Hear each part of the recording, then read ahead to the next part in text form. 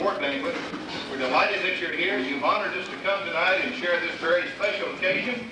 We want you to know that on behalf of the directors and our esteemed manager of the chamber, James Wright, we're delighted with your presence and we welcome you. We have many distinguished guests and friends that are here. We'll recognize them later. I do hope that you've enjoyed the meal. It's been an outstanding meal. I'll guarantee you there were people back for seconds and thirds and fourths. Thank you.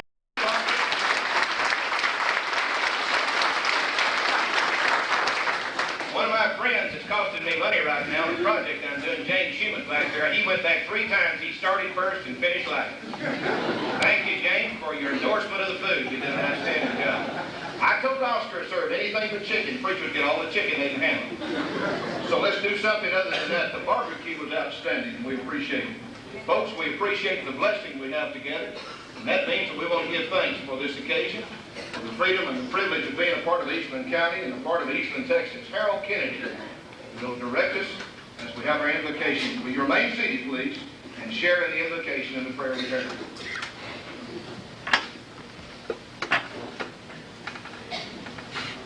Father, we're here with thankful hearts tonight, grateful for your many blessings. Thank you for Eastland, its people with their incomparable community spirit, its children and those who teach them. Father, we thank you for our ranches, our farms, businesses, and our industry that provide our livelihood. Father, we're celebrating tonight also our churches and turn our hearts towards thee. Father, we thank you also for many blessings you've bestowed on all of us. We ask you specifically to sustain and guide our new incoming president, George Bush, and our new incoming president, John Berry. Father, bless Eastland, Texas, and all those assembled here. In the name of our Lord and Savior, Jesus Christ. Amen.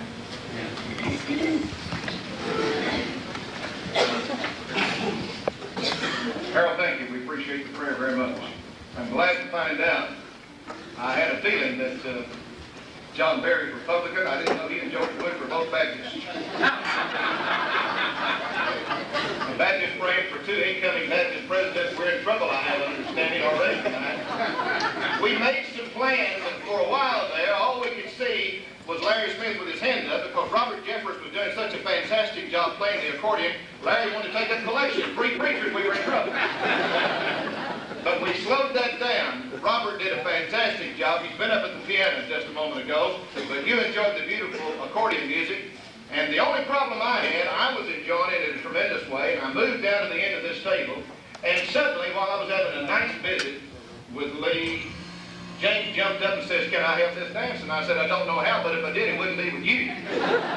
It embarrassed me to no end that James wanted to dance. And Robert was playing. Do you understand, though, the song he loves the most? The theme song for Dr. Jeffers is Beer Barrel Polka. But he tells me it's now Root Beer Barrel Polka. And we may rewrite it for the night's out, but he did a fantastic job. A very special hand for our instrumental.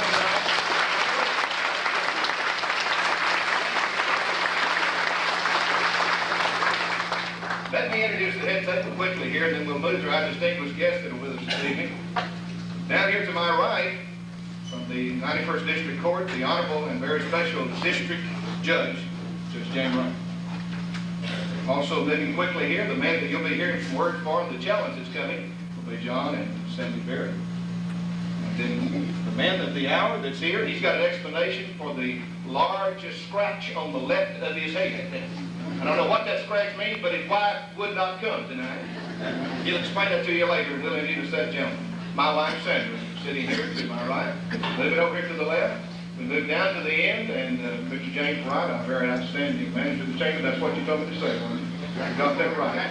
His lovely wife, Lee, who needs to receive all the awards that you can give her. And sitting next, right beside Lee, is Gene and Doug Hoffman. Mayor Hoffman, may I say, we appreciate your fine work. And also, Mr. Frank's there, and we're delighted always to have you here, your fine work with the community. And certainly, you'll hear some words from our outgoing president, Mr. Craig Lund, who's done such a fine job. Folks, for the people at the head table, let's have a round of applause.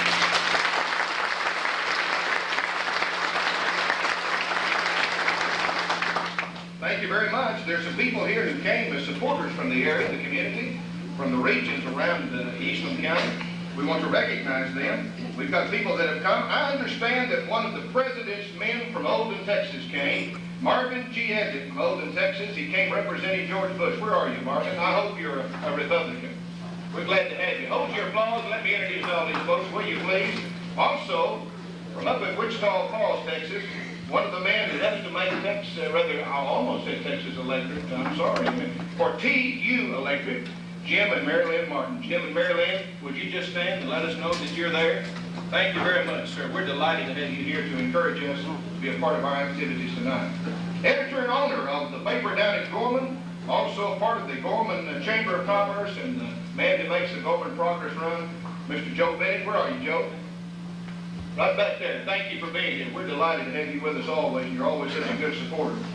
Also, with the Hooskow Project, doing a fine job of planning something big for Eastland County and some things that we're hoping to see fulfilled in a special way, and more will be said about it tonight. Dr. and Mrs. Charles Barnes from Rising Star.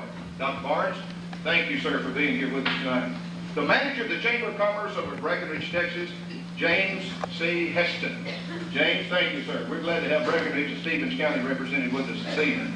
Also with him, the president of the Breckenridge Chamber of Commerce, Scott Harris. Scott, take a stand. We're glad to have you here. We appreciate having you. And there's a lady here that just came as a matter of hearing about good food. She'd eat so much of her twin sister's cooking, she thought she'd get something better. She's the twin sister of Charlene Johnson, Kathy Alexander of Odessa, Texas. Kathy, raise your hand. We're glad to have you here. She found out that there was nothing more than K-pop stuff. Worked that out. From the big city of Nimrod and the Nimrod community with East Co Homes, Mr. Gary Raymond. Gary, where are you? Thank you, sir. We're glad to have you here. Appreciate your work here and in our community. Also from Cisco, the Eastland County Treasurer, Miss Ruth Hart. Ruth, we're glad to have you. Always glad to introduce you as one of our helpers and supporters for the city of Eastland. And also from Cisco, our continuing and supportive and working Eastland County Judge, Mr. Scott Bailey. Scott, where are you, sir? Thank you, Judge. We're glad to have you here. The Chamber President over at Cisco, we're delighted to welcome and to express our appreciation to Mrs. Emmett Watts. Emma, where are you, ma'am? Emma, thank you, ma'am, for being here with us tonight. And finally, from over at Cisco, the Chamber of Commerce, and we're delighted the President, I believe that's correct, Don and Janice Shepard. Don, are you back there? Thank you, sir. Folks, would you give these distinguished people a hand?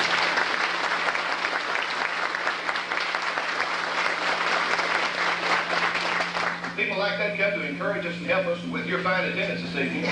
We cannot help but have an outstanding evening. A lot of things are planned, a lot of surprises.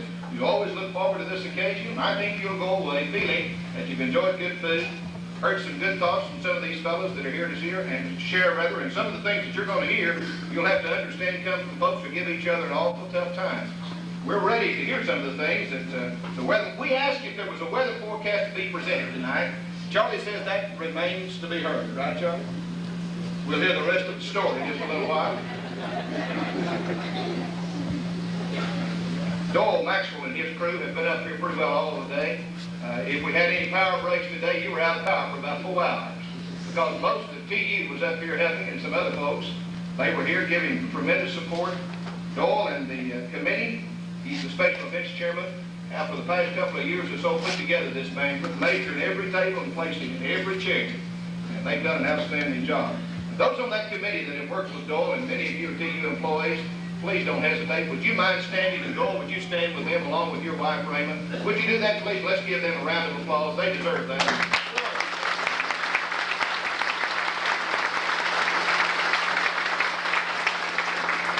You've done a fine job, and we appreciate it very, very much, and all the fine efforts that you put this thing together, make it such a good success. Wanda Hull and all the workers down at Post Floral, along with the dear owners, Deb and Dean Hoffman, taking care of the decorations for us tonight, that we appreciate it. It's always attractive to us. Tonight you'll have the dream of your dreams about those balloons. We'll tell you about that later. There's a great story to be shared before the evening's over. You may be one of the outstanding winners. We're going to tell you about it later. Wanda Hull and Clara White up here making decorations happen. And I'll tell you, we have to say that when you talk about the success of the Eastland Chamber, Clara White makes many, many good things happen, makes lots of phone calls and does lots of planning. We usually kind of wait and make some of these applauses here, but I want you for a quick moment now, while Clara and Wanda are in here, they've been outside working. If you two ladies will stand, we want to give you special applause. Where are you? Wanda, you guys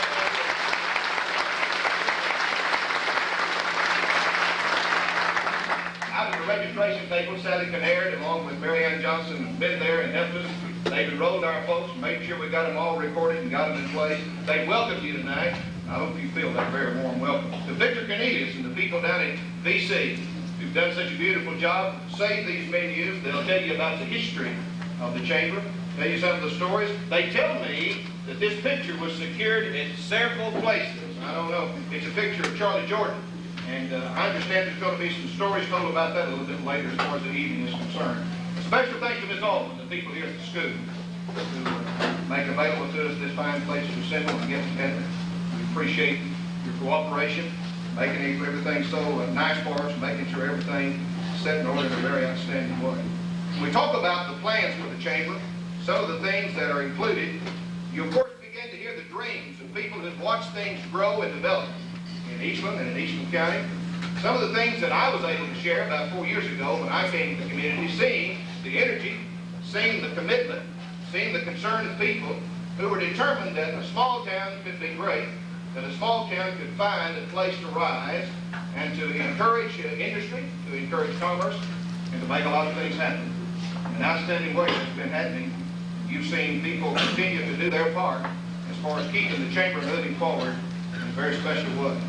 Tonight, as you share the program, as you listen to the presentations that are here, there's going to be some special awards that will be presented.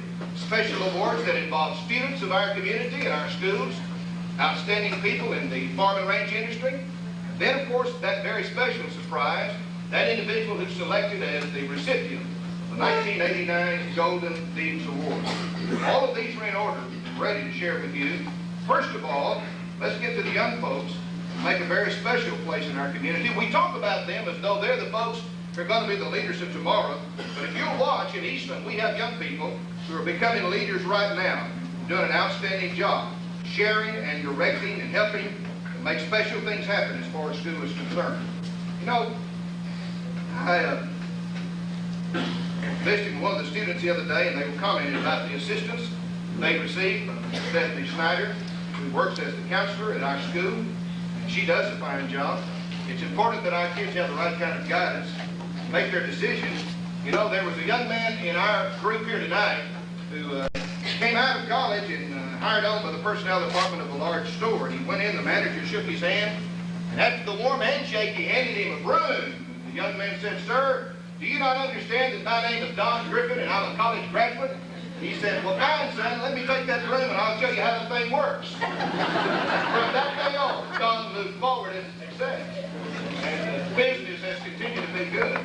For people who are willing to work, folks in Eastland and Eastland County have businesses that are successful, and Don's one of those. He's also a leader in the Retail Trades Committee and does a fine job in helping and encouraging the chamber. Our young people are here tonight. Many of them are here because you invited them. Some are here because, in a special way, they're going to receive awards. So would you please welcome, give a round of applause, Mrs. Stephanie Snyder, our counselor at the school. Stephanie?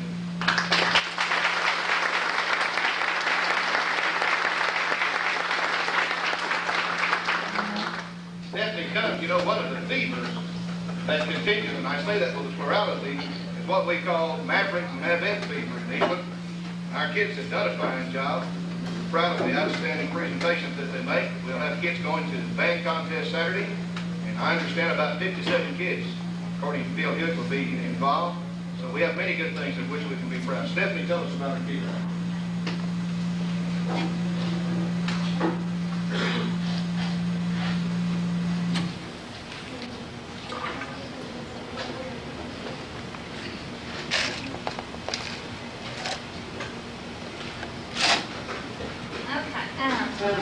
Before I tell you who got these awards this year, I thought I'd tell you a little bit about how they're chosen. And what we do is we look at the grades, and we look at, I go back and look at the honor roll. if you kind of pay attention to that, it's published in the paper every 6 weeks. These kids have been on the honor roll both 6 weeks, which is really an accomplishment in itself. We usually don't have a very long list of kids that are on the A honor roll both 6 weeks. It's hard to do. Then I take their grades and average those grades. These kids have the top average in their class right now. Also, the freshman this year is involved in Key Club. She also plays basketball and does a good job. She is the daughter of Mr. and Mrs. Emmett Lassiter and Whitney Lassiter.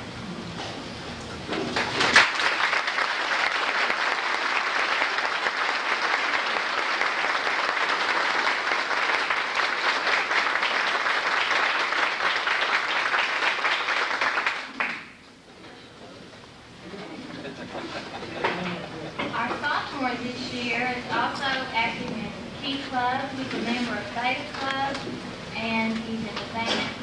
He serves the sophomore class as their president. He also is very involved in sports, playing basketball, and last year made it to the quarterfinals in tennis. He is the son of Mrs. Marsha Vermillion, and his name is John Martin Vermillion.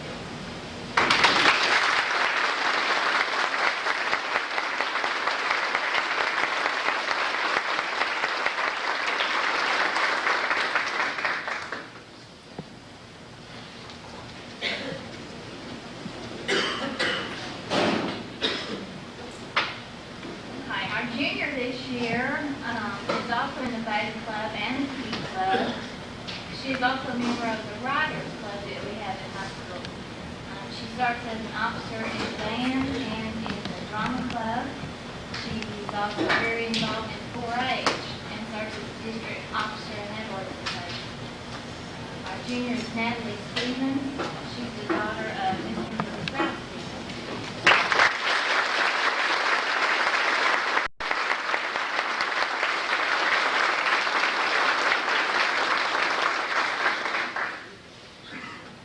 And then finally, our senior, he is also very active in the band, serves as president, he's also a student conductor in the band. He's in the Beta Club, has been working on the annual staff for 3 years, the last 3 years.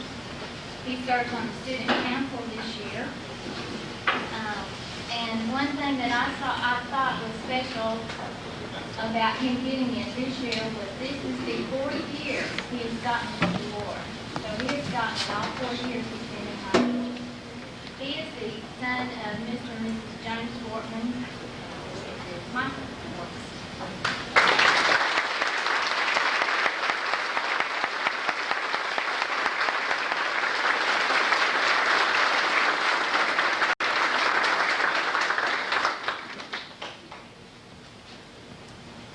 I would like to say before I sit down that this is just the first semester of school, and we have another whole semester to go. So I would like to warn the 4 of you that don't need to quit now. You have to go in May.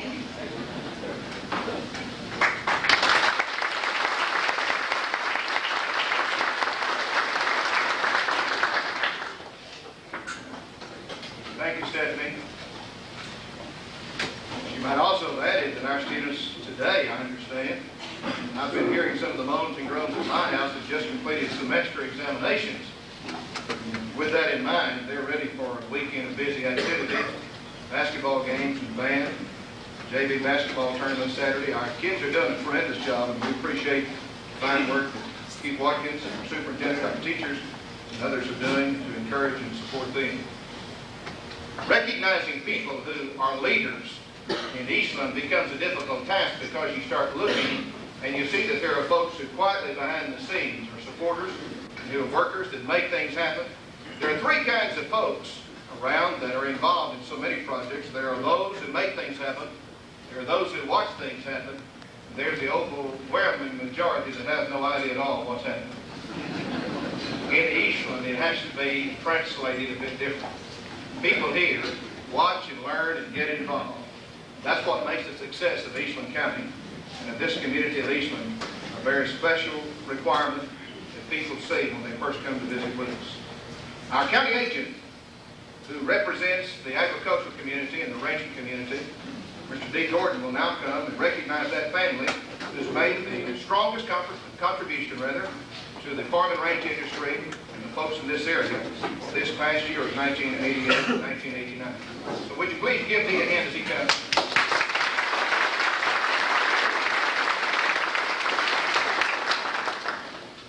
I'd like to thank the Chamber of Commerce at this time for including this award in your annual program. It not only recognizes an outstanding family each year, but I think it also recognizes the industry of agriculture and its importance to our community. Now, farmers and ranchers throughout Eastland County market about $30 million worth of products a year. And that's important to all the towns in our county, and it's one of our main businesses. It's important, and I do appreciate the opportunity to recognize people in this area of work. Tonight I'd like to present to you the family that has been chosen as the outstanding farm family in this area, and that's Charles and Lou Walker.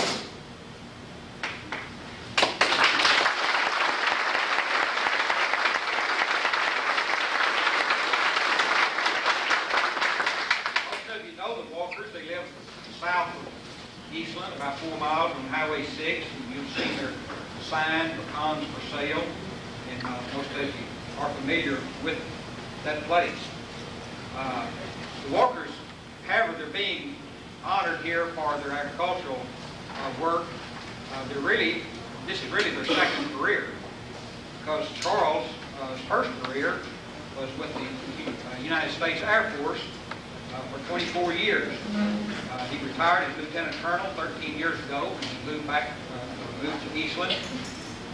He was a pilot in the Air Force, flew missions in Korea, and also in Southeast Asia while stationed in Thailand. And he's still an active pilot and enjoys that, and that's probably what he enjoys doing the most, is flying, as many of you know.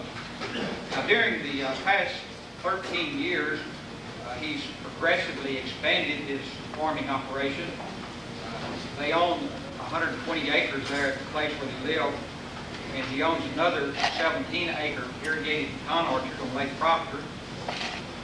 He leases another 15-acre pecan orchard near Carbon, and he leases another 190 acres near De Leon. So the entire operation includes just over 100 acres of improved pecan orchards, 60 acres of peanuts, 180 acres of combination of coastal Bermuda grass, forage sorghum, and grain sorghum. And he normally keeps about 25 to 30 beef cows. They produce and market in pecans, peanuts, grain, hay, and feeder calves. I might add that Charles is not only just interested in producing and selling, he is interested in the consumer being happy with what he gets. And on several occasions, he's told me that people wanted to buy pecans, but he didn't think the quality was good enough and he refused to sell it.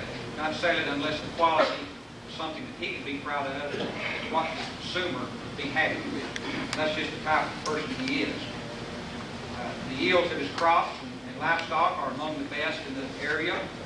You know, farmers and ranchers are like all the rest of us.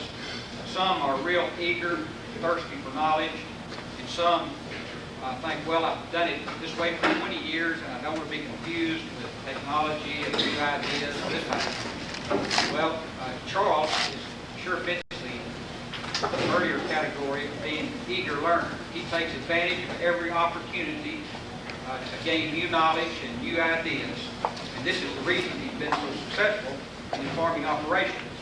He believes and practices good soil and water conservation and management, and during the past years, he's conducted several result demonstrations, area of contest management, soil fertility. He's always among the top winners in the county, regional, and state pecan show. Charles serves a number of important leadership positions He's now serving his second term as chairman of the Eastern County Extension Program Council, and his sixth year as president of the Eastern County Pecan Growers Association. He's presently secretary treasurer of the Eastern County Farm Bureau, and he's a past director of the Texas Pecan Growers Association. And that's just to name a few of the leadership responsibilities he's had. Charles grew up and attended schools in De Leon. Lou is a native of Ranger and attended school there. They're the parents of 2 children. Son Steve is in the Air Force stationed in Korea, and daughter Cindy Williams lives in Arlington, where she is a legal secretary for a large law firm there. Walkers are members of the Church of Christ here in Eastland, where he serves as a deacon. And both Lou and Charles teach second grade Sunday school classes there. I'd like to ask Charles and Lou to come forward.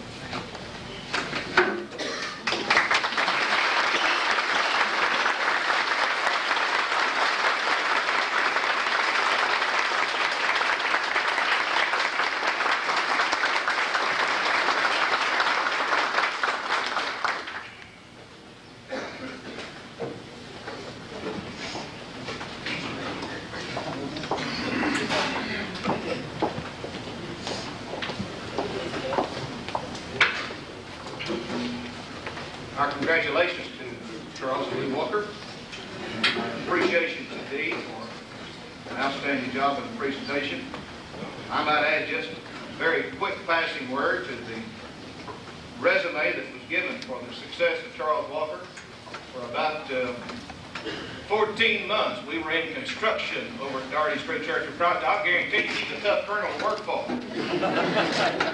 I've never been audited so many times in 1 week in my life. He checks the figures, and I suppose he farms and builds and flies jets and planes in the very same manner. We're proud of his accomplishments and the outstanding work that he's done.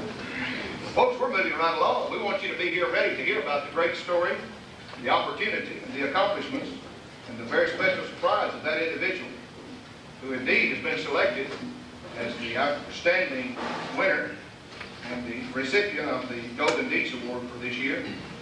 That will be presented by one of their very outstanding folks who has worked for a long time as a reporter, as a builder, as a man who creates a sense of faith and trust, who helps a lot of folks. I'm speaking of the district court judge, Judge Jim Wright of the 91st Court.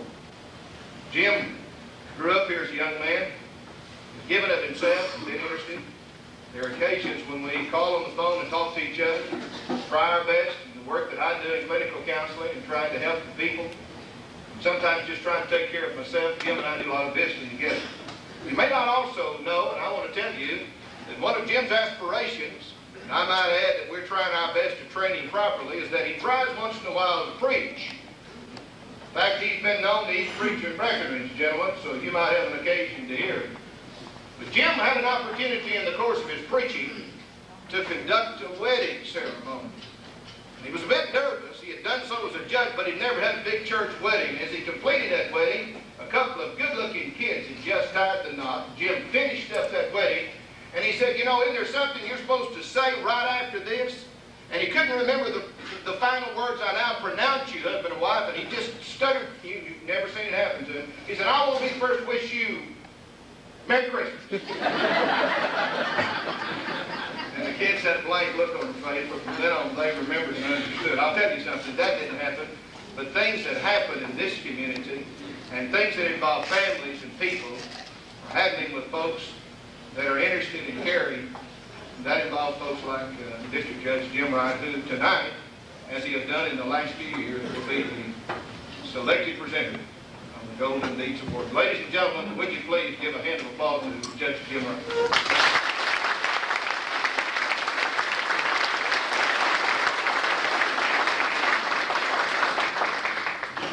Thank you very much, Brother Gary. I guess to call him brother.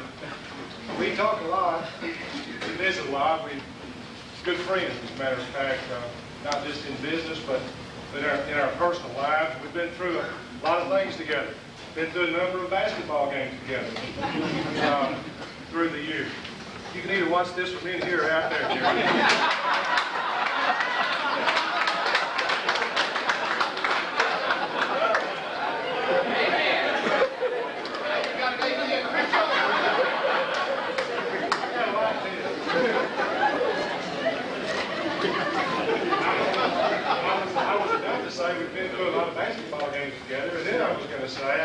been through more than he, because I usually get to stay in the gym till the game's over.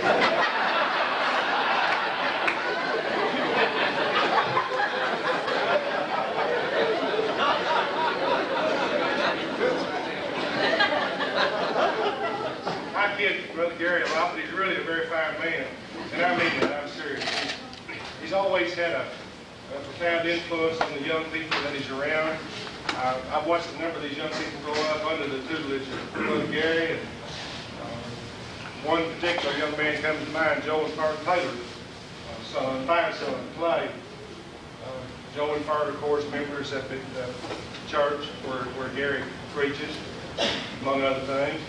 And they've always financially supported the church and have always tried to instill that into Clay. And used to, Joel and Fart would give Clay $1 every Sunday. And as the church would be over, Gary would be at the back of the church, speaking to the people, shaking their hand on the way out after the service. Why, week after week, Clay kept giving him $1.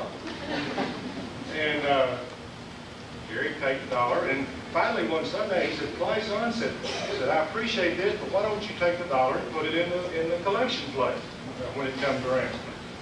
And Clay said, well, I just wanted to help you out.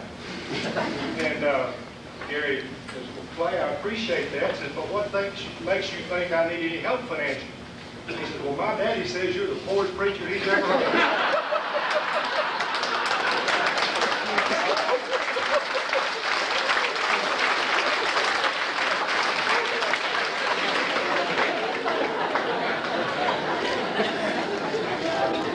Moving right along.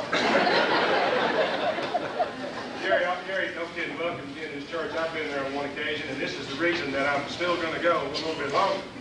Any of you hear of a song they do over there called Rinky Dinky Doo? My daughters went to Vacation Bible School there one summer, and on Friday night while we went over for the festivities to see what the kids had done, a lot of people don't like you to call children kids, but I think it's an endearing term, and that's why I call them it.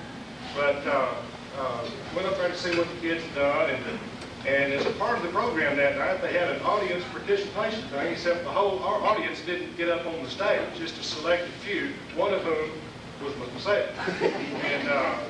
And this, I'm telling you, I really felt welcome, but I also felt quite an idiot by the time I got through with this rinky-dinky-doo song with all the emotion.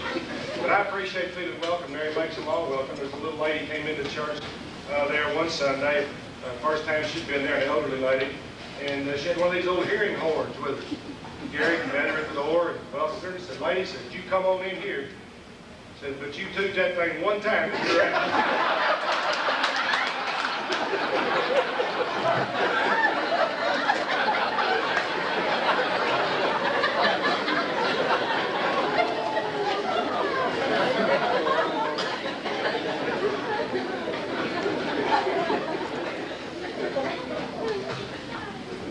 Wish you could have seen his feet back here during that root beer barrel podium.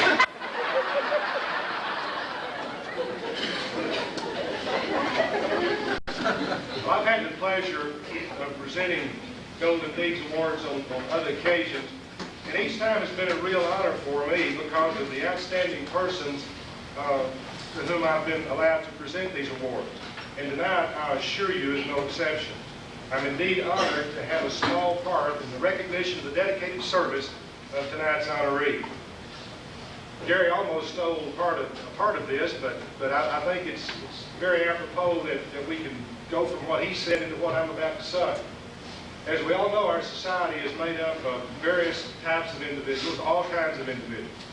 There are those who run around making all kind of noise, making much ado about nothing, knowing all and doing nothing. And then there are those who are on the other side. They simply drift with the tide. They never get into the game, watch from the sideline. And then there are those individuals who are convinced that no kidding, life is good, but it can be better. These people operate under the conviction that the way to get there from here is to work at it, to get off the sidelines, to get in the game.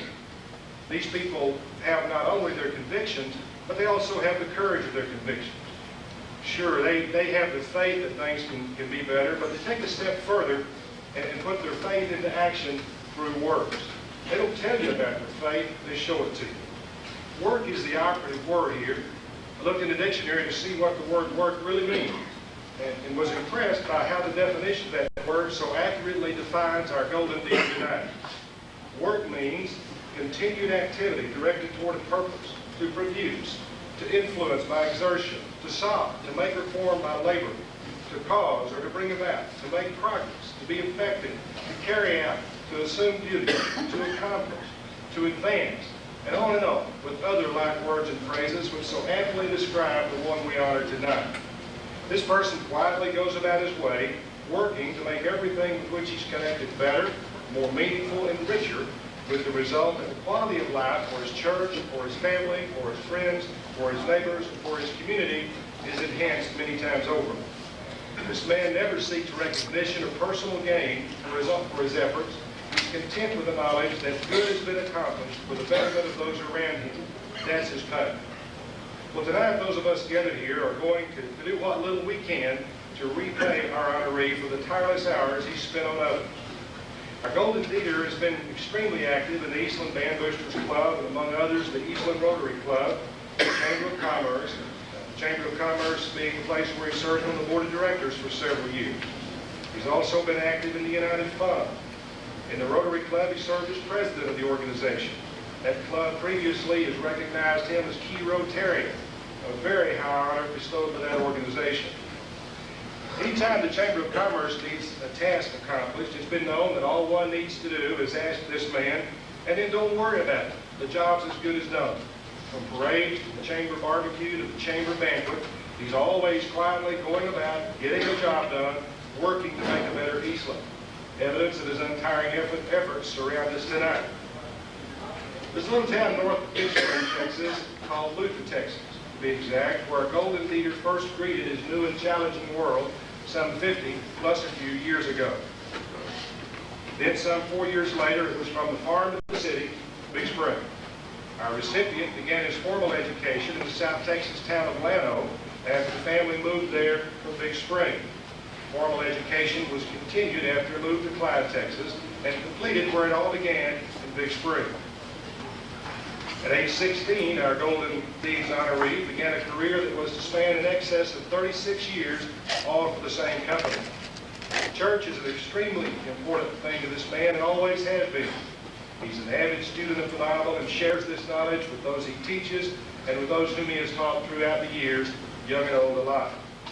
Even with all of his other undertakings, civic and otherwise, this gentleman is extremely involved in church visitation, church grounds maintenance, building maintenance, youth activities, mission campaigns.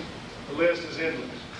Working not merely with words, but with his hands, our man of the hour put forth many hours in church facility maintenance, improvement, and expansion. You know, we all know that tomorrow is but a vision, but seeing past one or two tomorrows is one of the real qualities of our honoree tonight. Part of the evidence of this vision is located not far from where we are now. We've seen there one of the most beautiful, magnificent church facilities anywhere. Here's what his ministry had to say about it. Sincerity, and I quote, sincerity, commitment, and scholarship will always be mentioned when members speak of the service to the church. God's will and his commitment to church have always found a central place in the life and success of this man. What a tribute to a man from one who knows him best. In addition to his deep faith in and service to God, one other reason for his love of the church just well might be that he met his wife of almost 34 years in church over in Big Spring. They continued to date each other while they continued their formal education, he at the University of Arlington and she at what was then known as ACC in Abilene. On February the 1st of 1955, at her mother's home in Big Spring, they were married. After graduation from college in 1956, our honoree began his work for the same company with which he had already begun at age 16 and for whom he worked during his college years. His superiors rightfully recognized his dedication and hard work and moved him upward in the organization. From meter repairman in Big Spring, to meter man, to senior sales representative, to marketing, power sales specialist, and then the district customer service and operations manager. If you're familiar with the program in Eastland known as Christmas in Spring, then you know our Golden Deeder, whose hobby of woodworking and knowledge of construction has been put to use for the good of others. This man works tirelessly as the homes of those less fortunate are made safe, warm, dry, and healthy, even to the extent of this ascending rather rickety roofs to make repairs so that others will be protected. They're protected so long as they're in their homes and not on the ski slopes of Colorado. I understand that this man wiped out every man, woman, and child with a beginner smoke and planned a ski trip to Colorado. At least that's what I'm told. Ladies and gentlemen, the recognition that we give tonight is long overdue. If we waited any longer to present this award than tonight, then we would, of necessity, have to present 2 awards. There's no way the people of this community can ever repay the debt that we owe this man. But tonight, maybe at least a partial repayment can be made. I quoted some words from his preacher a minute ago, and I'm fortunate enough to have a note handed to me tonight from his girls. And they told me to say this, tell Daddy this is from his girls. I'm going to read you what they say. These are their words. It's obvious that a lot of you know our dad and know of his many accomplishments, but we'd like to share and tell you just how much more special he really is. We wonder why we've been chosen to have wonderful, loving parents like you. You've given us love, welcoming us home with open arms, given us courage, helping us in times of need. You've given us security, knowing we have a safe home and a special family to return to always. You've given me trust from always being able to believe in us, and we in you. And you've given us friendship, helping us to realize that we are never alone and you're always near. We want so much to repay you for your kindness, and someday we'll find a way. Maybe this is the way we can tell you. This is for you, for the Father we love, for the one who has cared all these years, but has never heard enough about how much we care. So this is for you. For the one who has helped us through all of our childhood fears and failures and turned all that he could into successes and dreams. For the man who is a wonderful example of what more men should be. For the person whose devotion to his family is marked by gentle strength and guidance, and whose love of life, sense of direction, and down-to-earth wisdom makes more sense to us now than nearly any other thing we've learned. If you never knew how much we respected you, we want you to know it now, David. And if you never knew how much we admire you, just let us say that we think you're the best father that any child ever had. This is filled with love, and it's all for you, David. And then a note from one of the girls. When people tell me I have my daddy's eyes, it makes me feel good inside. Because you see, my dad always sees the good in people, gives a kind word, a reassuring touch, and warm smile. I thank him for being the most wonderful person I know. Dad, we're proud of you. Congratulations. We share our pride in this man with these daughters, and with our recipient's lovely wife, Raymond, the daughters Dina Harlan, Debbie Alexander, Sue Gully, and his 3 grandchildren, other family members, and the host of friends that are gathered here tonight. Ladies and gentlemen, it is my extreme pleasure and honor to present to you your 1989 Golden Deeds Award recipient, Mr. Doyle Maxwell.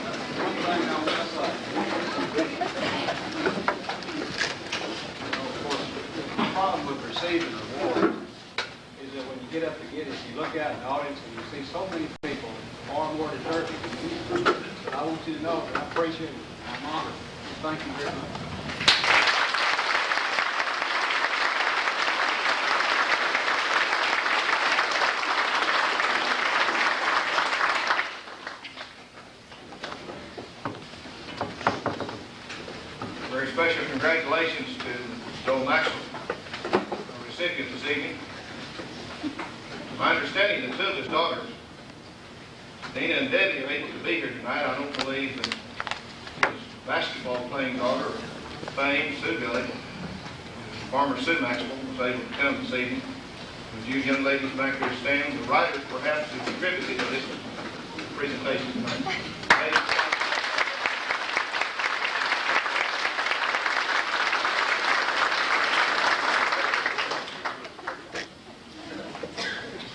It's difficult, but I will say thank you to Jim for a fine job. I want you to know that after he sang the Rinky Dinky Doo song in the 1986 Vacation Bible School, it was really fun for me, but it was a little bit shocking when 3 older ladies came by afterward and offered to buy a piano if Jim was going to do any more singing. I took the money and promised that if Jim came, he'd preach. He never would sing anymore.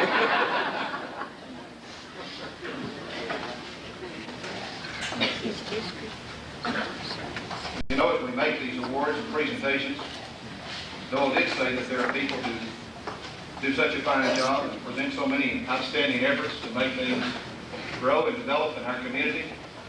The president of the chamber for this past year has worked hard and long, in a very quiet and very dignified way, because he represents that sense of quality and dignity that's placed in him by the mom and dad. He's another one of those young men who's now become a leader in our community. In a very special way, he's worked hard to make sure that we've achieved some goals and found those successes that the 1988 season presented for the Eastman Chamber of Commerce. Ladies and gentlemen, the chamber could not function without the leadership of somebody who will take those reins. We know full well that we have to have the outstanding, and we hope the ongoing abilities of James Wright be with us for many years to come. But he finds somebody each year who can become that leader.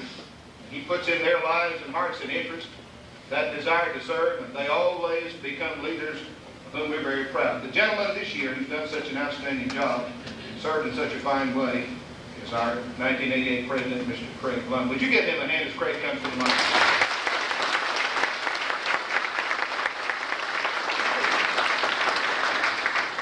It has been an honor, a privilege, and an experience to serve as the president of the Chamber of Commerce this last year.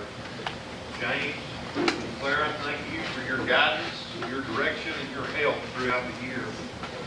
We had a few red coat gatherings this last year, not as many as in the past, but we did have a number of meetings and gatherings, such as lunches and breakfasts and get-togethers like that. Some events we had last year were the Christmas and Spring Project, the State Teenage League Baseball Tournament, the Beer Show, and the OREF Festival Trade Fair. Our outgoing board members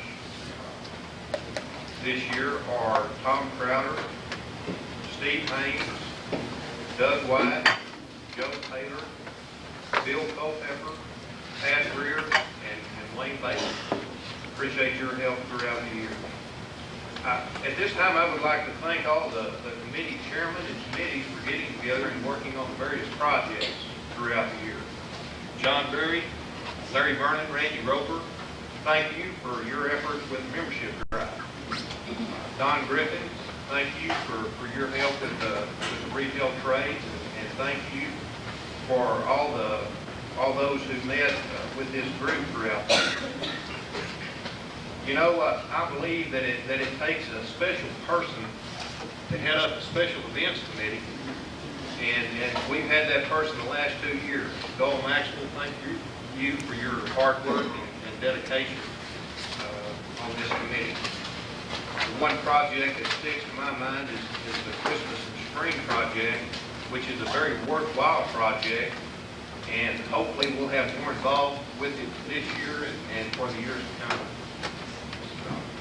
We must continue with projects and things happening such as the Christmas and Spring Project and the OREF Festival, to name a couple, for example, that will promote goodwill and help generate capital, not only for the organizations that you're involved with, but the chamber, your community, your business, and yourself. A very important project right here upon us, the Who's Gal, or the Prison Project, is one that will enable us to pull together and work together, not only as a town and community, but as a county, working together as neighbors with our neighboring towns, pulling together and working together to make it happen. A gentleman who can certainly make it happen is to be the next president of the chamber. For most of us, he needs no formal introduction. He is certainly a workhorse, and I'm sure there's a lot of ground to be plowed. John, I'm sure glad that I preceded you rather than follow you, because whoever does follow you will have some mighty big shoes to fill. Our incoming president, John Barrett.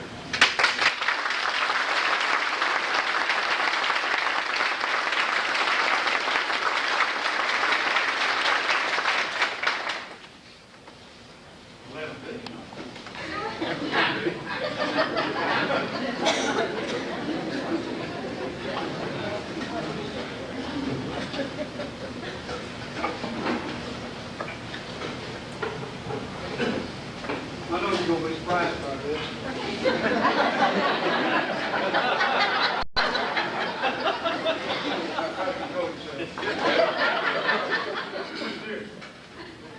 You deserve this plus much more for having the 10 meetings with James Wright. Look out there.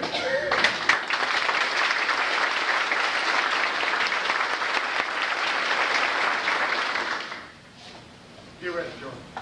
Get close. Seriously, I want to thank the outgoing directors and Craig for getting us all good and keeping it running like it has. I'm happy to see the kids here. Whitney, John Moore, Madeline, Michael, y'all are fortunate to be growing up in Banquet. Obviously, I grew up in Big Spring, where Doyle was. I never did receive anything like this, so obviously our chamber didn't have it.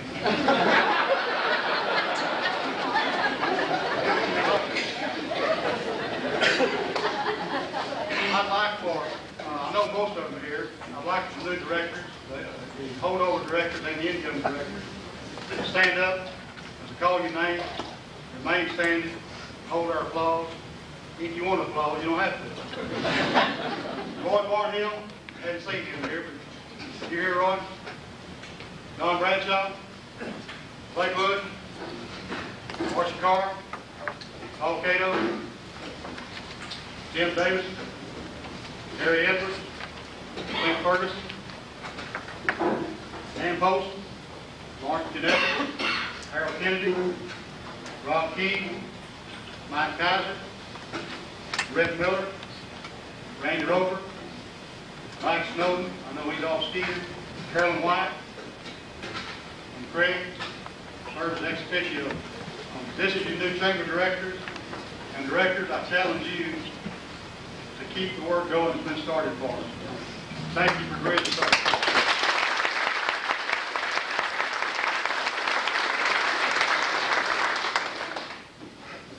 The city of Eastland has a lot of potential. Just about as much potential as we want to put into it. But let me tell you where there's more potential. There's more potential in Eastland County. What's good for Eastland County is good for Eastern Texas. It's good for Cisco, Texas. It's good for Ranger, good for Carbon, good for Corbin, good for Rising Star, and all points in between. This year, we're going to dedicate ourselves to hopefully bring us a little closer together, to work with each other and against each other. I'm looking forward to working with Emma Watts, Don Shepard, Dick Woolley from Cisco, Dr. Barnes, who's helped us on the Hooskow project, and been involved in all this from Rising Star, Dale Walker from Carbon, Joe Bennett from Gorman, Tom Dunn, Bill Walton from Ranger. We're seeing the start of something big. It's not just the president. That may or may not come about. There's a lot of work to be done on that. There's going to be a lot of towns out fighting for it. We're convinced it's the thing to do. We'll see. An awful lot of work has to be done. That's just going to get started. If we're going to survive and grow, we're going to survive. If we're going to grow, it's going to have to be Eastern County growth. Every town will benefit. I assure you, we aren't that big. We're not that far apart. If we work together and we've got a great start, Dr. Barnes is can't believe he come along in the time he did. Get to know him.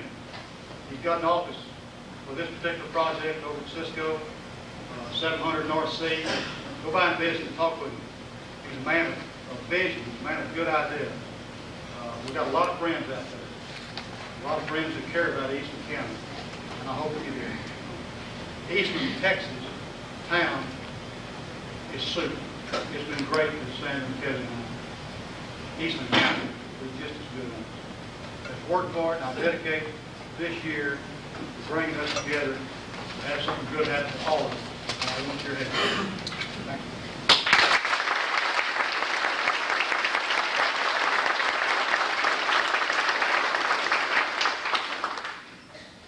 Special thanks to John to the challenge he's extended to us, to his second vice president, Mayor Deb Hoffman, to his first vice president, Frank Sayer. There'll be jobs assigned and work to do.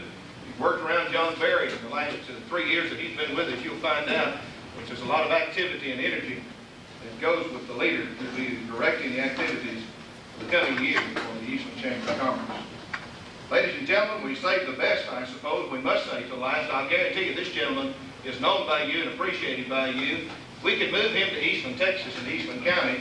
You'd find out that along with being an outstanding weatherman who delivered that special weather forecast for you for about 6 years as meteorologist at KTAP, for about a year at KRBC as their meteorologist, he also is very interested in what happens in his community.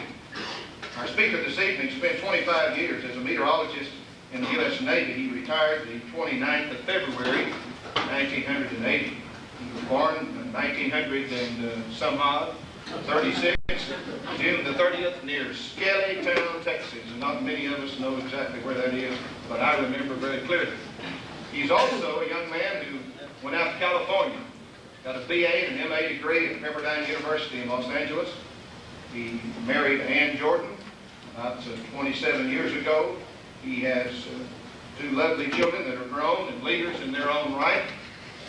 One, Kim, who is a teacher in Dallas, age 25, and Kevin, age 24, who is a finance officer for the GE Corporation.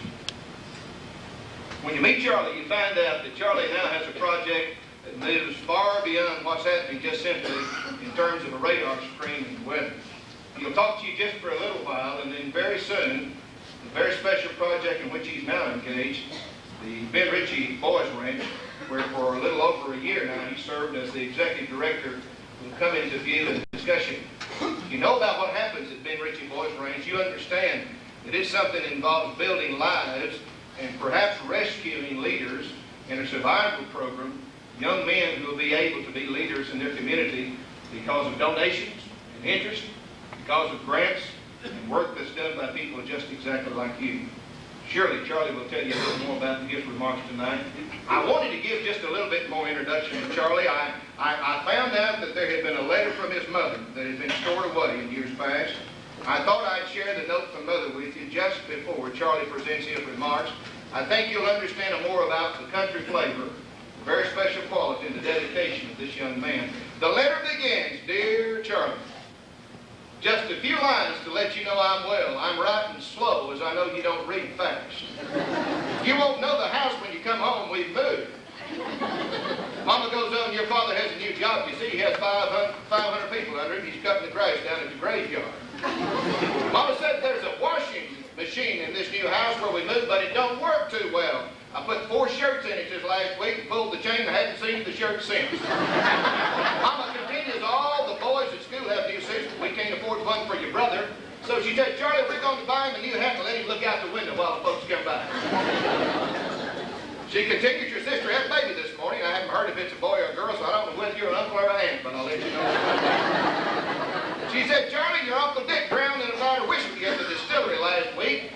We decided to cremate his body, and it took 3 days to put fire out. Your father, though, he didn't drink much this Christmas. I put a bottle of castor oil in his beer, and it kept him going till New Year's.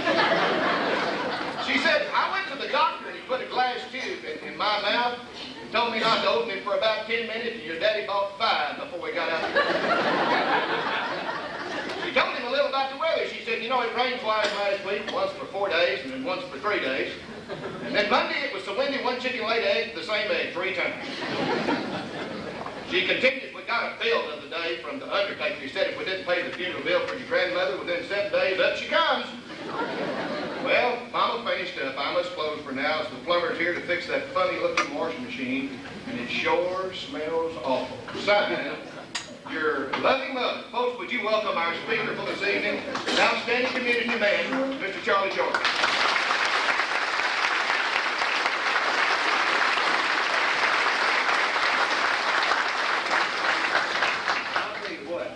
how to steal a speech. I already had a speech already figured out where I was going to say and everything. Now I gotta answer. I need to ask you questions. Okay? And I'm not going to ask you because I understand you're a preacher, but I want somebody who might tell me the truth. Did he in fact get thrown out of basketball? I was an athlete.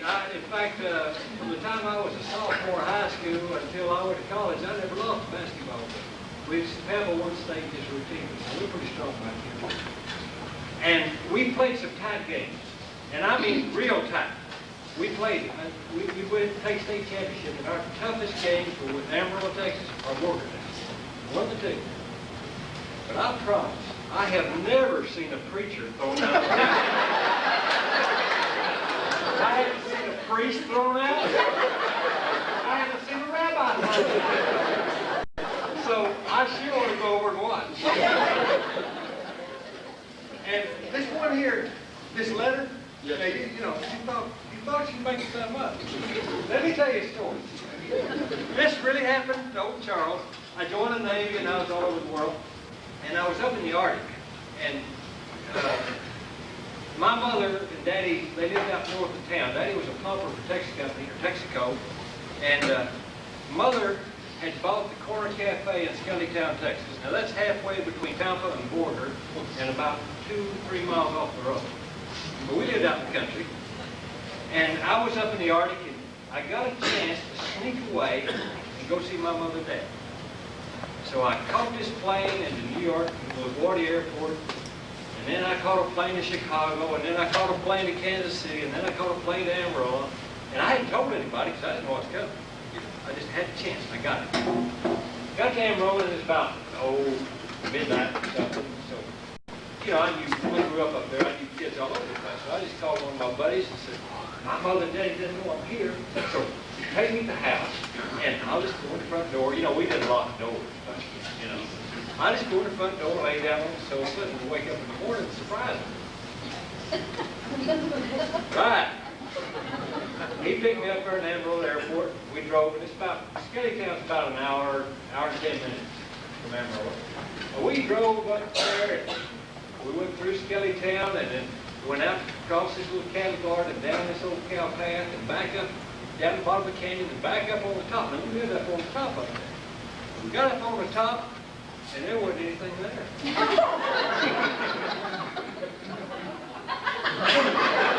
There was nothing there. There was no tree, there was no post. The cellar was gone. The barns, the garage, the house, everything. Just skin. And Scullytown's, I don't know if y'all have been to Scullytown, but Scullytown is so small it's only got one side of the street. Okay? That's right. We had local kids on the other side. Okay? We had a filling station, Corner Cafe, and back in the booming days we had a mercantile store. And that's all. And then a whole bunch of widow women. Anyway, we had a postmistress. She'd only been there about 1,000,000 years. So I went to the postmistress' house, had to drive me back over, and this old boy's putting it on me strong, You sure you found the right road? And so I went over and banged on her door, and she opened the door. Now it's 2 o'clock in the morning. And here I am in my sailor suit. She opens the door, and she says, yeah. I said, have you seen my mother and daddy? And she knew who I was. And she said, oh yeah, they moved to town. And I said, where? And it was down 2 blocks and over 3, I think. Anyway, you'd recognize it because cars out front. So I went in to my house, my mother's house, laid down on the sofa, 3 o'clock in the morning. My mother got up, came in there and said, oh, you're home.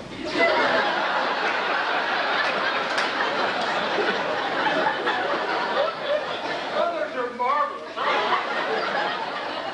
But you thought that was funny. That's getting close to home, son. It's kind of fun. I love to come out, especially Eastern County, because I know so many of y'all. And kind of like dealing with kinfolk. You know, we all grew up with the same story. You know, we may change the name, but the music's the same. You know, that's what we grew up with. It's so much fun. At least for me. I have more fun than you have, probably. Brought up the boys' ranch, and I've got to do the boys' ranch. So we have 2 Eastern boys at the boys' ranch right now. We load out at 23 boys, and I take a boy.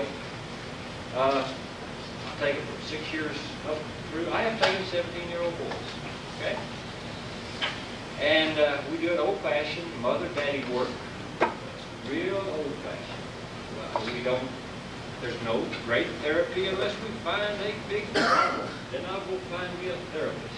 Best I can find, and we take care of that problem. We fix that broke leg. See, we take treat a shrink. Okay, shrink. All right, shrink. We take a shrink. We take a shrink like he's a doctor.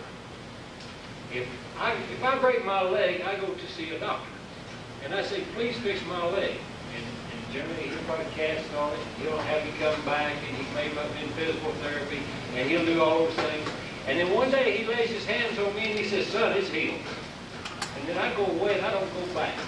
Okay? We do that with the boys. We have the strongest mothers and daddies in the world on that range. And these mothers and daddies do mother and daddy work and outlaws. My guys come in. I don't take a sweet baby. I don't have a sweet baby on that ranch. The number one criteria to get on my place is society is going to pay for that boy. And I'm talking about he's going to kill you, he's going to kill himself, he's going to kill somebody, he's going to go to jail. All you can forecast. And that's a reasonable man. That's all he can forecast is bad. That's the number one criteria to get on the range. Number two, there's going to be something I can do for him. If that kid is happy in that situation, that kid's crazy and I can't touch him. Okay? So we've got to be able to do something for the boy. Number three, they all got to be safe from one another. And that's all there is. We take priority to our kids here. I got, as I say, 2 Eastern kids. I got 2 Haskell kids. I got a Jones County kid. I got a Cross Plains boy. You know, I've got Abilene boys. With my little outfit, 23 boys, we should be carrying 70 boys. I get 2 to 3 applicants a day. And I have yet to go to someone and say, give me your boy. They're out there. They're trained. They're trained. Kids don't want to be in trouble. I was so tickled when you handed out the things for the kids, you know. That's so important. See, American society doesn't like boys, doesn't like girls, doesn't like kids. It takes 2 parents to support that kid in the style in which you'd like to support him. The Lord meant for there to be a mother and a daddy. The Lord meant when that boy came in or that girl came in from school, there was somebody to say, here, boy, have something to eat. How did it go today? That's why you get married. You know, you go shack up and don't have kids. Okay, I mean, maybe I'm wrong, but that's the way I feel about it. Our society is now saying, yes, we care for kids, but we want to do it as an institution. The boys' ranch institution is bad work. We don't do, that kid gets nothing on that ranch that he doesn't earn, just like you earned when you were a kid. If you want to talk to that sweet young thing across from you in English, and tonight's the night you're going to call her, and, you know, she's waiting for you to call. If you've been an outlaw, son, forget that telephone. And if she calls for you, I'll say, golly, I'm sorry he can't come to the phone tonight. Okay? And if you're a good guy, you got it. We don't do anything on a ranch that is a ranch function. I was asking my kids to do Little League, do athletics. Last spring, I had 15 boys on 13 or 14 Little League teams. We delivered kids from 4 in the afternoon to 10:30 at night. Okay? In past football season, I had 5 kids playing football. I've got 3 or 4 playing basketball. I've got them in the band. I've got them in the choir. Okay? My little guys come in from the most horrible circumstances you can imagine. 23 boys, 7. I can document the court of law for sexual abuse. And it wasn't some old fat boy on a board with a butterfinger saying, here, give me the car, kid. It's kept open. And it's daddies, mothers, sisters, and brothers. Okay? That's who does it. And that really screws up the kid's head. Right? Over half my boys have been physically, I can document, have been physically abused. Okay? And I'm talking big. I'm not talking spanking a baby and leaving a finger mark on his behind. I'm not talking. I'm talking. I had a boy, Christmas before last, that was being routinely whipped with a horse whip. Think what that does to a boy. You know, you can't win. Well, I'd kill that old man if I was him. I would have. Okay? But the kid didn't. The kid's back home now. And he's making it. And the horse wasn't stopped. He knows how. I changed his old man. But that old sucker hadn't changed at all. He's 65 years old and never forgave the depression. Never forgave it. I got a kid that stole to eat. Mother, her sister, and 9 kids live in 3 rooms. I've been in every house of every boy on the ranch. I've been there, buddy. I know what's up. And it's here in East Illinois. And what we do is we take that boy and we teach him that he's responsible for his own happiness. We teach him how to get ahead. And lo and behold, last year I had 21 out of 23 pass every course they touched. And they're going to regular school. There's no special school. 21 out of 23 passed every course they had. I had a kid out of Marvis, was on his 3rd car theft charge. They caught him with a brand new Ford pickup truck headed toward Mexico. Gave it to me and said, kill this boy, son. And I like to kill him. I was ready to kill him, cut 3 times. That boy moved from the 6th to the 9th grade in 1 year. And I didn't do a darn thing. He did. He got saved, he got happy, and he found out that he could do it. And good things happened when he did do it. This year, you're all A, honor roll. I've got a kid that has approaches 30 felony theft charges against him. He is on suspicion. If he doesn't make the boys' ranch, he is gone to TYC. Okay? That boy, the first 6 weeks, has made all A's. He's a sophomore in high school. Has made all A's except 1B in advanced geometry. I will place that boy in the Naval Academy. You watch. That's what's happening.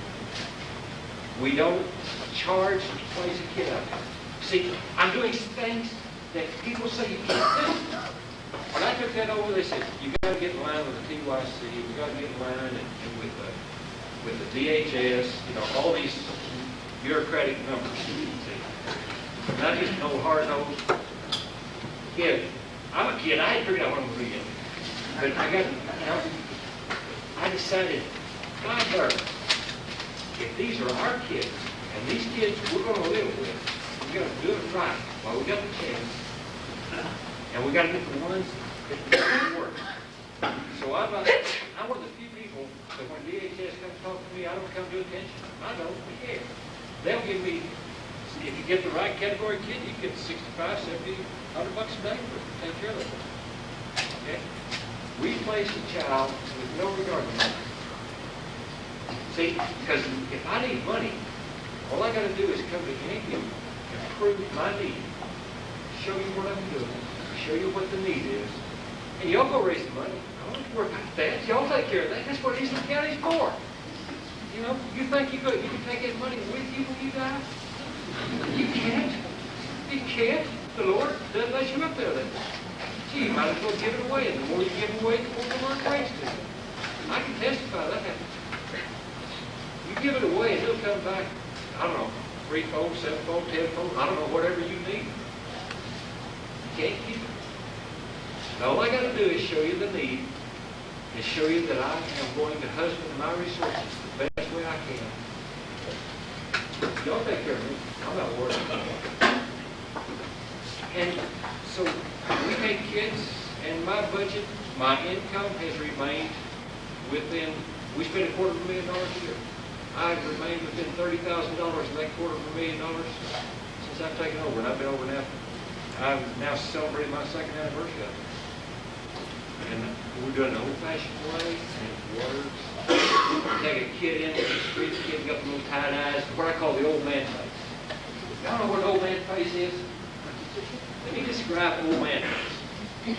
That's the old man, he's got the tight eyes, he's got the little tight mouth. He says, I don't like you. I don't like this darn town. I'm not too sure about myself. That's what a kid has when he's my candidate. He's alert, he's wiry, and he's witty, and he's paying attention because he's a thief, he's a liar, he's a cheat, and that's his survival. That's how he survives. Can you imagine? I got this little blonde-headed boy like this. I got him 2 years ago at age 9, and he stole the wheel. And he told me places, the best places in Abilene, Texas, to steal food. The best place in Abilene, Texas, to that boy to steal food is the Sonic Drive-In on North 1st. What? Yeah, Sonic Drive-In. That's Mr. Jordan. They all call me Mr. Jordan. I've never told them what to call me, but they all call me that. I'm Mr. Jordan. They are the only people in the world that call me Mr. Jordan. Okay? They call me that, and he said, yes, sir, that's the best place. I said, how? What do you mean? He said, that waitress, out at the Sonic Drive-In, they'll bring it out on a tray. That waitress will bring out that hamburger or whatever and hang it on that guy's door. He said, you stay back on the back bumper, and as she walks away, you just run by and clean off the tray. And the guy can't open the door. Now, you know, that's funny, and I giggled. And then I thought about it. Think about it. We're in Abilene, Texas, United States of America. Why should a kid have to know that? That's, you know, I spent 25 years in the Navy defending this country. I went to Vietnam, Salone. I mean, they call me bro. Because I was professional military. That's what you did. You know, I was a nom before it was a war. And then when it got to be a little bit of war, I got into that. When it got to be a great big war, I got into that one. And then I went there another time. And then when it's time to hook them out of town, guess who helped pull those little suckers out of there? I did a lot of this stuff. And I was doing for my country. You know? And yet you have a kid telling me how to steal food. Anyway, he's there. He's now, he'll never be he's never going to be a neurosurgeon, but I promise you, the kid is good. And he's going to be probably the best salesman in the world because he can help you right out of your pocket. He's agile and all those neat things. He's a happy little boy. And hopefully, I pray I have that boy until he's done. Because mother hasn't changed. Nothing's changed except him. And my boys come in and they make it, and I'm so proud of them. Never imagine how proud you, because see, I remember every one of them. I know everything. I know more about them than they know about them. You see that change? You can't imagine what it does for them. You know, you have the sad thing. You have the ones. I've got a boy that is so angry and he can't express it. That the only way he can get this anger out is that he starts slashing on himself. And I can't have him. Okay? And there's no money for treatment, and so now he's down in jail just to keep this sucker alive. And it breaks your heart. But then you have the judge. And then you have got a Matt Hurd, a little boy that's now back home with his mom and daddy. And we pulled him completely off of the wonders of modern chemistry. He was a chemical freak. And he's completely off of them. And passed everything, and when we got him, he had never, ever thrown a baseball. He did not know how to throw a ball. He threw, and I don't want to denigrate girls, but he just got a girl. But and he never played football. Last year, he was starting offensive and defensive tackle. Okay? That's what we do. I've gone to most teachers in this whole area and explained what I want. I've tried to get in front of most judges and explain what we want. And I am a phone call away. If you run across a kid that needs me, you tell him. You tell him. Do something. Go find James. He'll tell you how to get hold of him. Do something. Because it'll never be better than it is that horrible day when you find that little son. Because these kids, they're raised here. And guess what? We all tend to come home, and that little kid's going to be your neighbor. You know, you'll come back to Eastern probably. Boys and girls, they tend to come home. They leave home. I let them home. But you tend to come home. Most of us do, right? And we're your neighbors. And if I'm a liar, cheat, and thief, if I'm a violent person, if I'm a dangerous person, I'm not the kind of neighbor you want. I save one boy. We can save one boy and make him a tax-paying, responsible citizen who will raise his kids. You realize he, in his lifetime, will more than repay society for the cost of that whole ranch for a year? So all I got to do is save one a year. Really bad. Really bad. Let me ask you, beg you, plead with you, come to the ranch. Come see this place. It's your place. You support it. I can support it. It's yours. It's not my place. That ranch has been there for 42 years. Mr. and Ms. Ritchie lived there and died there. And then it was run around and down. It'll never be done that way again. Not as long as I can come back and farm it won't be done that way. See, in 1980, there was raw sewage down there. When I took over, those kids lived in open space barracks in trash. They were taught to be law-abiding citizens in poverty. Wrong. Not now, partner. We got carpet on the floor, lower the ceilings, and we got walls, and we got beds, and we got... I just have our second new vans, and we now have new cars to transport each other in. We're teaching our kids to want to be middle-class United States of American citizens. And they're going to be there. And they go to church and they say grace and they do all those things. You come to the ranch and you're going to see this old boy and he's going to say, yes, ma'am, and please, thank you. And he'll be happy to show you around. He'll be happy to show you anything and talk to you, and we encourage that. Okay? That's what you're going to see on the ranch. Before I sit down, I got to tell you about one boy. When you come to the ranch, there's a boy, always ask their name. Use their name. This boy's name is Clinton. Clinton has been on the ranch 2.5 years. Clinton likes the pigs. Okay, we raise pigs. You know, we're not commercial. We raise them for our own table use. But we do show pigs and have to pay for it and show them. But Clinton likes the pigs. He's seen every pig born out there. I mean, that's his big things. Feed the pigs, sit pigs, pat the pigs, play the pigs. We have a barbecue, an annual barbecue in October, and we had, I don't know if I'm going to tell this, the preacher stuff. I'm going to tell this. We had an annual barbecue at the Doyle Ranch.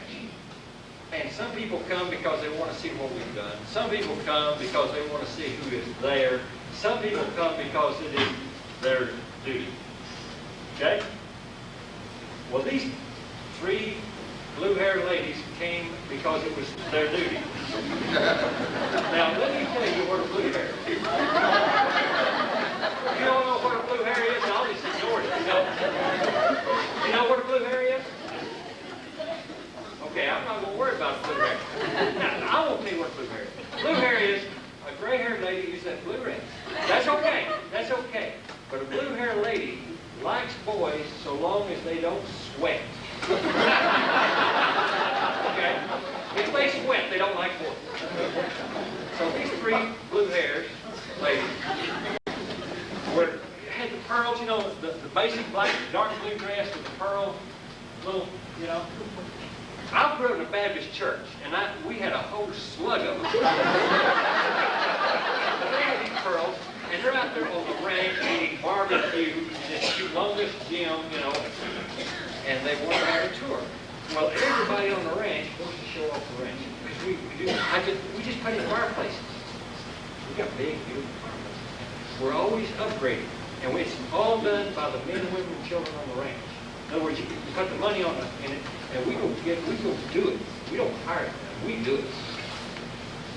So they always want to see. So they wanted to, we were running everybody around. And so this little boy said, I'd be happy to show you around, man. So they had this cute little, he's got a muscular kid, blonde hair, blue eyed, open and all this.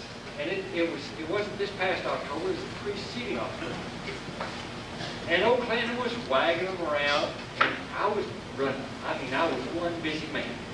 And I looked up, and there was these three blue hairs, and Clinton, you know, rather soggy ground,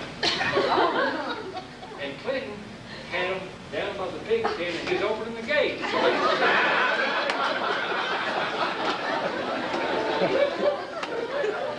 Bless their heart, they didn't squeal. I mean, the pigs did not squeal. The pigs just went back to back. They got away from that mess. There were three little old ladies that was hollering like they were stuck. You know, they thought they could have a whole laugh full of old Mama Sam. That's the ranch. It's the most fun place you ever saw. People say it's so happy. Oh, by the way, Clinton broke his nose just before it came over here. He was playing catch, and his hand was here and the ball was here. He didn't. I mean, it's not busted out. That's what we do. We take care of that too. We do everything the kids do, and they do every bit of it. And then they come back to Eastern Texas, and they're going to be good citizens here. And they come back to wherever they're going to be. To be honest. And I thank the Lord that I have the opportunity to do what I'm doing. Now, you know, the days are only about 30 hours long, and the weeks are only about 9 days long. And every so often my bride will look me in the eye. She says, son, it's time to shape up, which means party. Come see me. That led me to this. No, well, she was showing me something. I asked how much it cost. She hit me with a brick. Monday morning, the alarm went off. This is true. This is embarrassing. This embarrasses me terribly. Monday morning, the alarm went off. I get up at 5:30. The alarm went off, and I got up, and like all boys are trained to do, you get up out of bed and go to the bathroom. Okay? Well, I was in a hurry. So I jumped up out of bed, and it was real dark. Or maybe I didn't have my eyes open. I'm not sure which one. And I walked up there, and they opened the door. I mean, I walked into that, and I had to ask forgiveness because I didn't think I could say the words that I used to know. I didn't say them out loud. See, I've been married to that old heifer for a long time. Please come see the ranch. I enjoy Eastland, Texas every time I come down. You're welcome as the flowers in May. Anytime. We don't have visiting hours. It's our home. Come see us. You will like it. You'll have a good time. And thank you so much for letting me be here.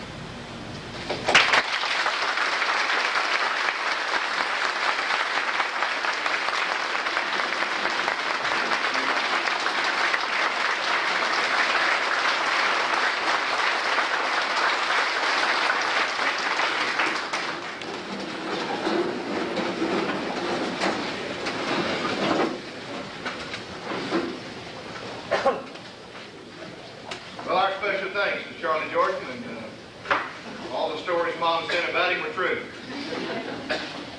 And maybe some of you will get to go over and meet Clinton, a young man who loves the pig pen back here, and get to kind of look the place over from that perspective, and also enjoy the activities. Only thing that makes me nervous and bothers me is guys like Charlie end up before they get through trying to preach. And if he does like old Jim Ryan, he'll keep doing it until he finally gets where he'll put you in trouble every time. You never will get out all these stories Jim's been done. I'll tell you something about Charlie Jordan. He said a while ago, he said, I'll say something about Ben Ritchie. Did you notice? It took him 3 vocations to decide what he really wanted to do with his life.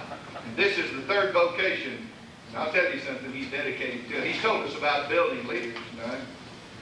We've got leaders in this community that have been built through folks that have invested in their future, invested in strengthening their abilities, got them ready to serve in this community in which we live. In a special way, we want to give our congratulations to Charlie for a fine job.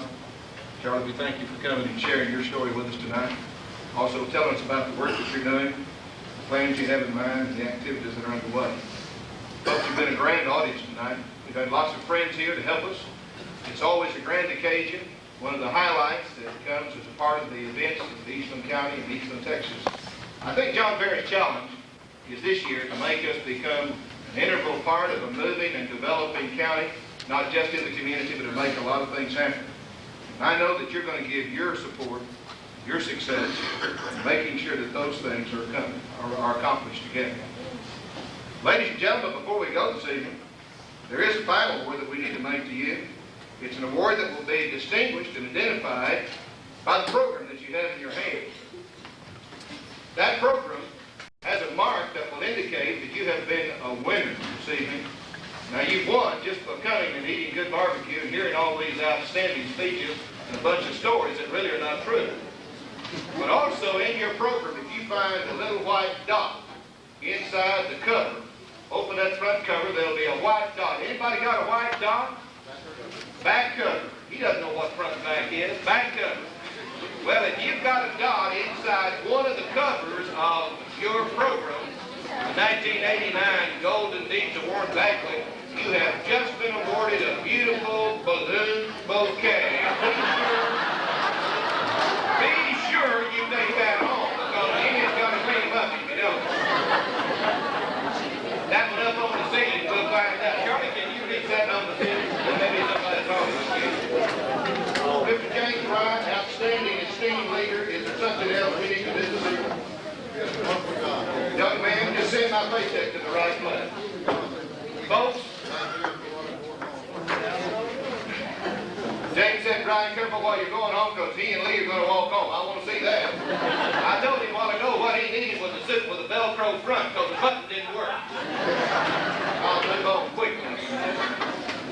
Ladies and gentlemen, you have received, indeed, I think, an outstanding program. Our congratulations to the young people who were awarded the special places of distinguished accomplishment in their classes at Eastland High School, to Charles and Lou Walker, outstanding farm and ranch family, to Doyle Maxwell, Golden Deeds Award Banquet recipient, that special worker of the year.